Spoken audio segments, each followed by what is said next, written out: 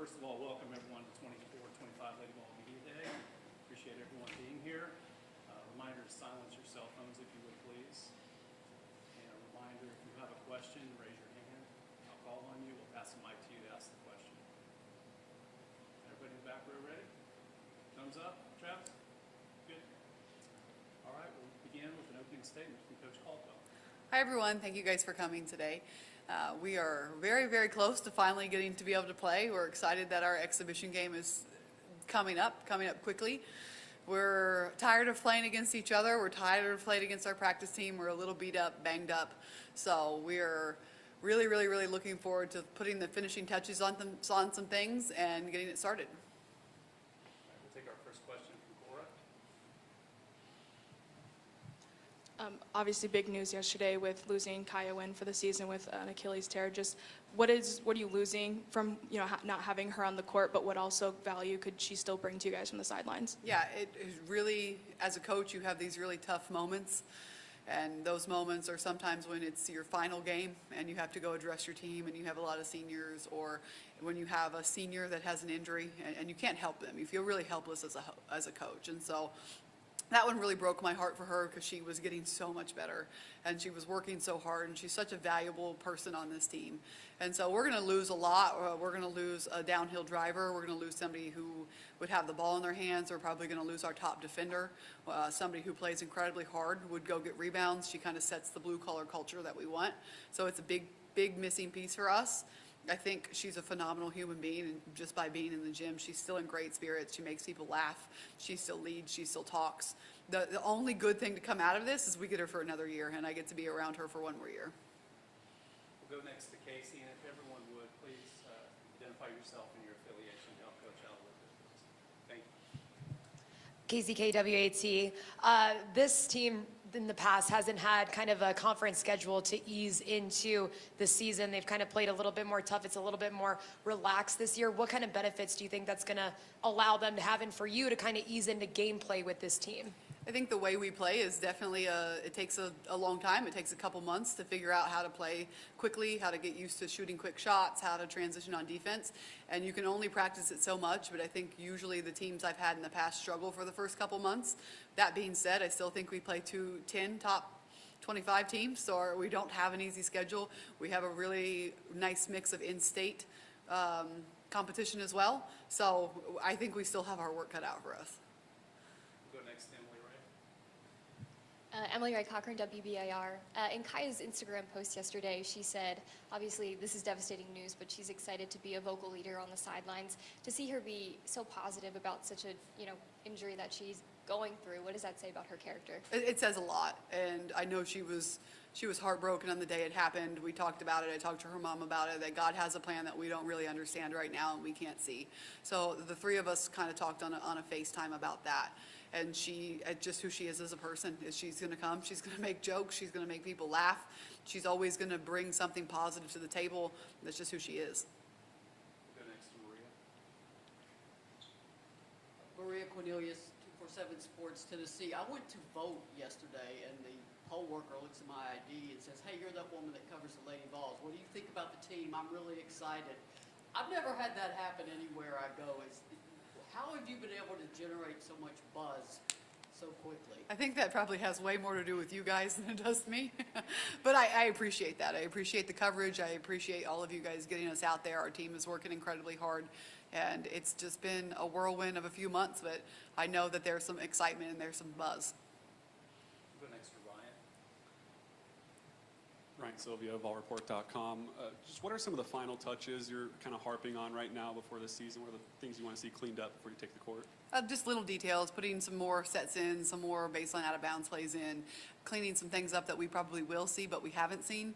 So we've been really spending a lot of time laying the foundation of pace on defense and offense, but now we just need to get into the final little details of things. Go next to Rick in the back.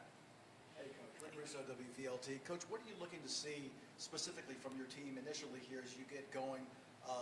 Actually, a week from tonight, I guess, against Carson Newman. Yeah, it's not going to be pretty. I promise you, it's not going to be pretty. So we want to work hard. We want to play hard. We want to force the pace. We want to be all over the floor. We want to be a team that somebody hates to play, but we're still going to make a lot of mistakes. We're going to foul a lot. We're going to turn the ball over a lot. It's still going to be pretty raw on that end.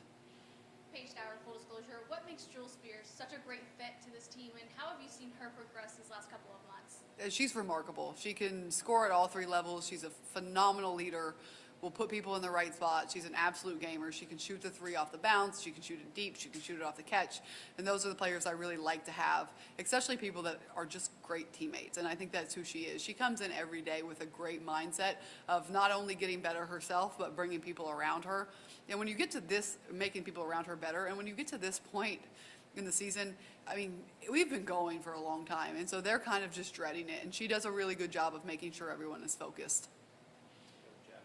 Jack Church, the Daily Beacon. Coach, what have you learned from, as you step into this program, from Tess, from Sarah, from Kaya, those veteran players who have played all 4 years here? Yeah, I think that they just, I don't know what I've learned as in, what you mean?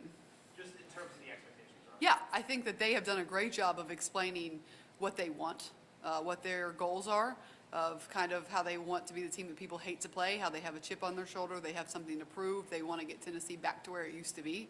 I think that that is something that's in our daily conversations because of them, and they were very, very vocal and adamant about that from day one. We'll go to Casey, is that right?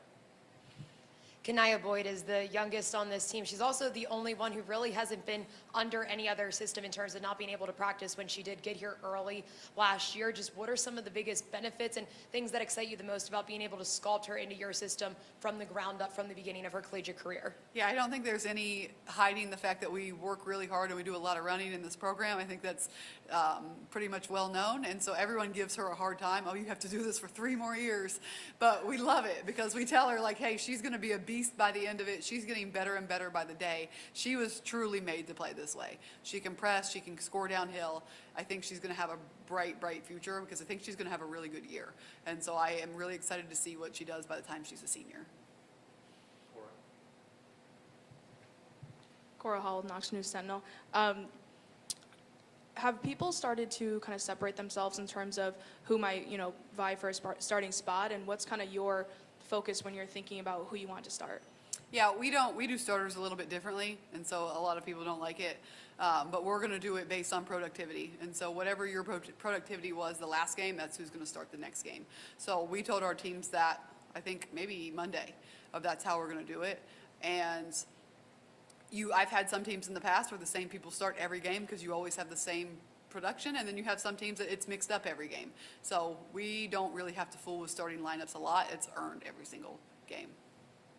Maria, and then Caleb. Coach, you mentioned you're tired of playing each other, and I know it's limited what coaches say about these close scrimmages, and obviously Rick Barnes talked about Davidson. Did y'all get an opportunity to do that this year, or was it just internal? We have one coming up Sunday.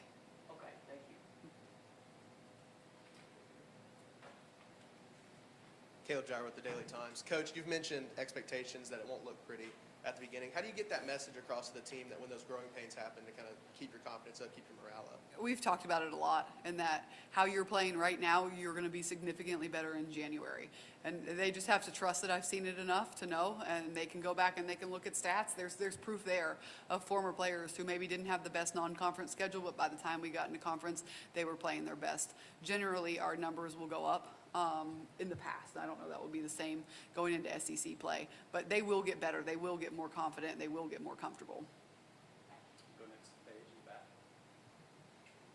When you have a chance to talk about Ruby Whitehorn, what should we know about Ruby? Yeah, Ruby is a phenomenal leader as well, especially for somebody that's coming in new. And so I think that's something that's really special about this team is we have people that have been here for a while, and then you have some people that are new, and I think they blend very, very well.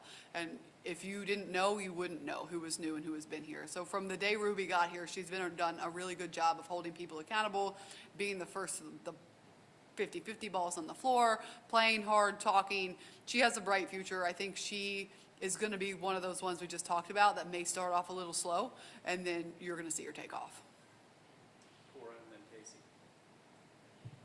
I'm curious how you've balanced the focus on the presses, right? Because you said you want 3 to 4, and that's obviously a lot to learn, but how do you kind of balance that with also getting that half-court defense in for games when maybe the presses aren't working, or, teams are kind of figuring out, and it's just not clicking that night? Just how do you kind of balance that, in the preseason to prepare for those games? Yeah, you break it up in your practice plan of doing a segment of full court and then a segment of half court. And then as you get into specific games, like right now, we're going to start working on actions that we haven't seen in the half court. Because if you're playing against yourselves or guys, you're only seeing kind of the same thing. So doing more of like a 4-out, 1-in, because we will see more of a traditional post player back to the basket, working on all of those things. And that's what we're putting in this week, and we'll continue to do week by week based on who we play. You mentioned how it takes a little bit of time for your system to kind of be implemented at a higher level while you guys go through that non-conference schedule. Based on the past and based on where this team is now, do you have maybe an estimate of when we might be able to see that system kind of fully in play, or is it just kind of a game-by-game situation, see how it progresses? It usually depends on each team, but in the past, November is horrendous, and December is a little bit better, and then you kind of hit your stride and they get more comfortable going into it. Caleb and then Ryan. Assistant coach Gabe, what has he brought this offseason with his energy, and what made you want to bring him into this program? He's a phenomenal recruiter. He's a very good on-the-floor coach. He's loud, significantly louder than me. So that helps when you have somebody that's high energy, can back up what you say with a louder voice, all of those things. He brings a lot to the table. He's been on the road recruiting a lot, and we can definitely feel the days that he's missing.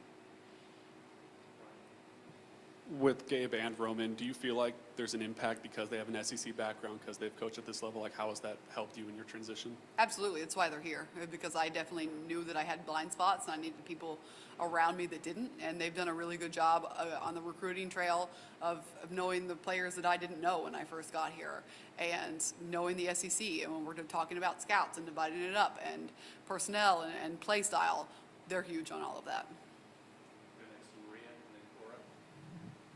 Coach, the best way to describe the SEC has always been it is a league for grown women. It is the toughest basketball conference, top to bottom, in the country. You have size to counter some of these big teams, of course, with Jillian Hollingshed and Z Spearman. Just how critical are those two going to be? I know we talk a lot about the guards, but how critical are they going to be for Tennessee going forward into the SEC?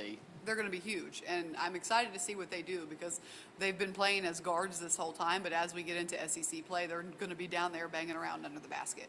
And so we need to be able to rely on them and trust them to do that. But I think they're two phenomenal bigs of what we like to do on the offensive end, and again, we would be toast without them trying to protect the rim in the paint.